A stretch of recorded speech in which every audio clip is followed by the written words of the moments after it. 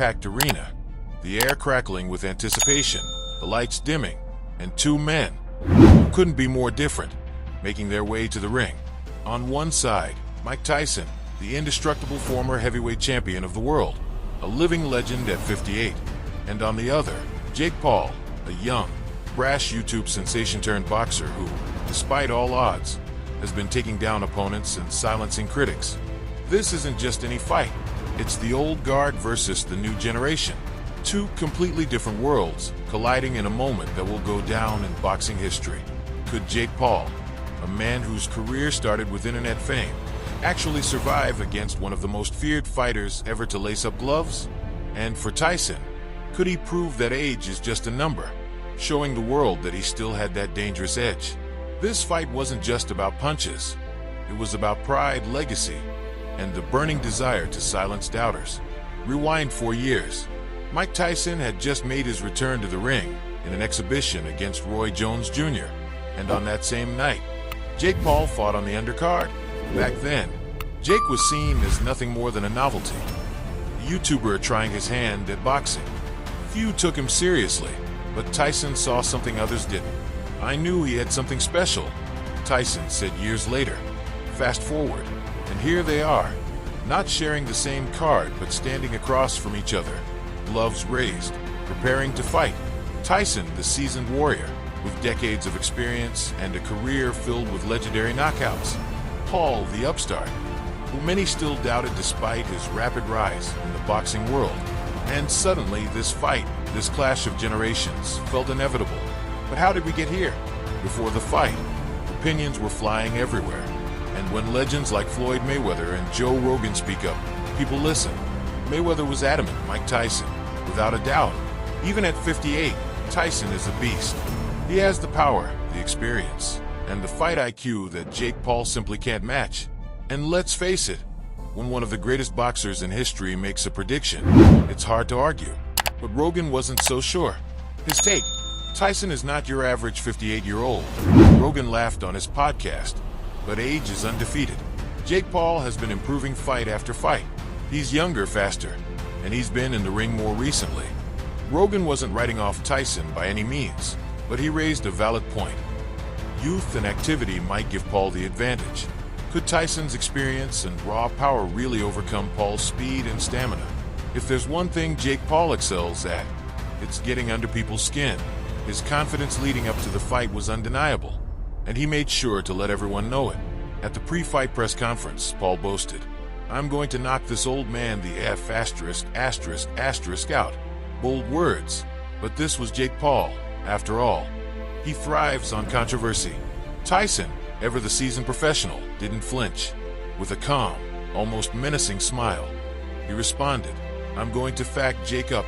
There was no need for Tyson to say much more. His name alone carried all the weight it needed. Still, the tension was electric. This was no longer just a fight. It was a statement. Could Jake Paul back up his words? And was Tyson truly ready to go to war against a fighter 31 years his junior? For Tyson, this wasn't a spectacle. It was serious business. The footage from his training camp told the story of a man who was as dangerous as ever.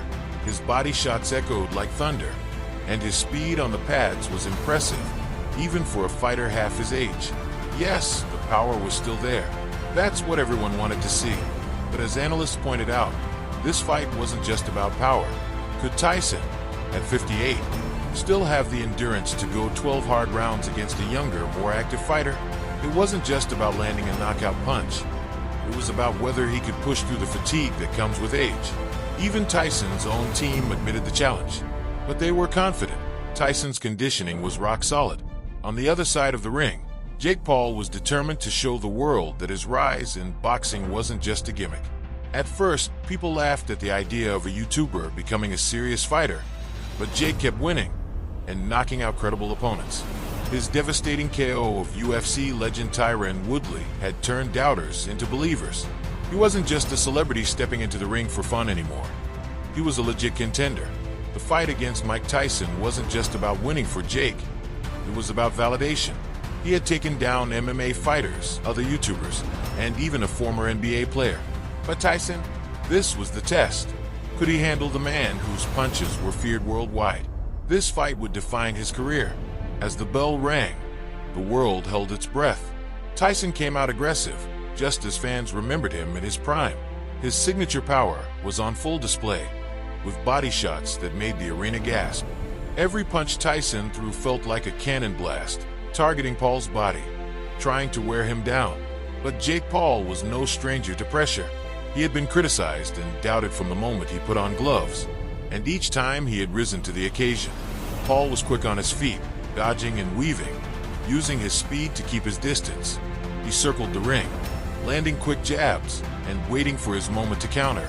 The contrast between the two fighters couldn't have been more striking. Tyson, the relentless hunter, never stopped moving forward, while Paul, the strategist, was biding his time, hoping to outlast the older fighter.